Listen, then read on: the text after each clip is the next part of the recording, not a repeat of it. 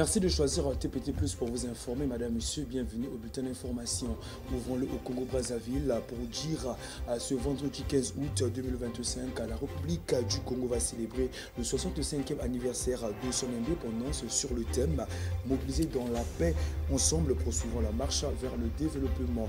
Un défilé sera organisé dans Brazzaville, à Pointe-Noire et à Ouesso. En RDC, à Bruxelles, le parti Ensemble pour la République de Moïse Katumbi s'organise déjà pour 2028.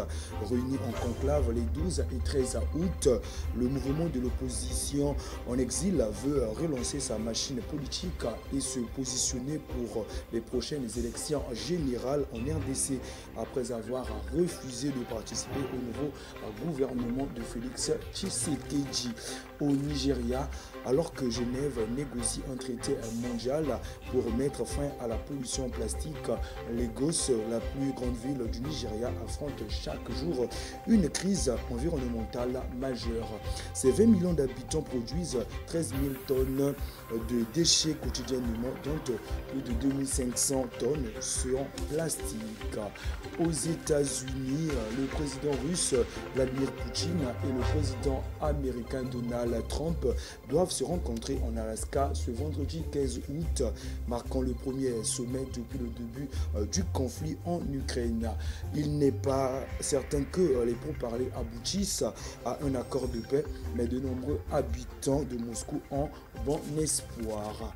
À Gaza, alors que l'armée israélienne a annoncé avoir approuvé le plan pour la prise de la ville de Gaza, les bombardements continuent sur l'enclave côtière palestinienne sous blocus déjà ravagé par 22 mois de guerre. Dans Tal al-Awa et à Al-Zaytoun, les quartiers huppés de Gazaville subissent des explosions et des maisons sont en train d'être démolies.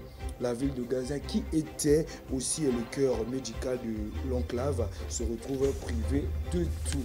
À bouclons sur une information en sport pour dire champion d'Europe, le PSG a souffert contre Tottenham dans un match compliqué de début partout, mais a fait preuve de caractère pour arracher le match grâce à la séance de tir au but sur un score de 4-3.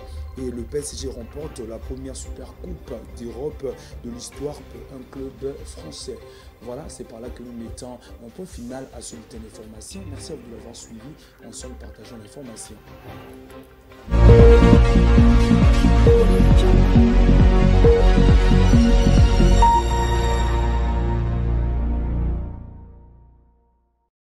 Thank you.